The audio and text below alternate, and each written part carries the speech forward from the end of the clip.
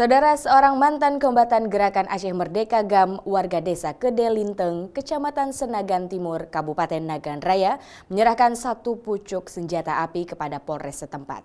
Senjata laras pendek tersebut ditemukan dari hutan beberapa waktu lalu. Oke. Kanan pegang. Kanan kiri. Ngapa sebelah ini ngapa nampak, Pak? Tangan belakang. Agus Rimungkila, salah seorang mantan kombatan Gerakan Aceh Merdeka atau GAM, menyerahkan satu pucuk senjata api laras pendek jenis revolver kepada Polres Nagan Raya Kamis siang. Agus mengaku menemukan senjata api laras pendek ini seminggu lalu saat sedang membersihkan hutan di sekitar lahan kebun sawitnya di wilayah gunung di Kecamatan Betung, Nagan Raya. Ya, jadi senjata ini saya temukan udah seminggu yang lalu. Jadi saya temukan di kebun sawit di Alusepeng, Kecamatan Betung.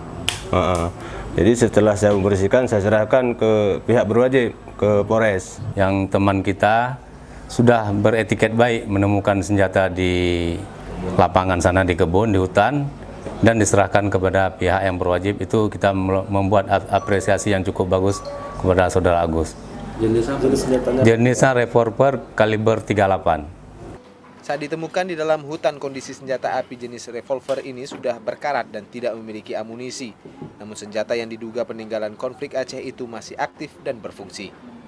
Kapolres Nagan Raya AKBP Mirwazi usai menerima penyerahan senjata api laras pendek yang ditemukan di hutan itu, mengimbau jika warga menemukan atau memiliki senjata api secara ilegal untuk segera diserahkan ke pihak berwajib.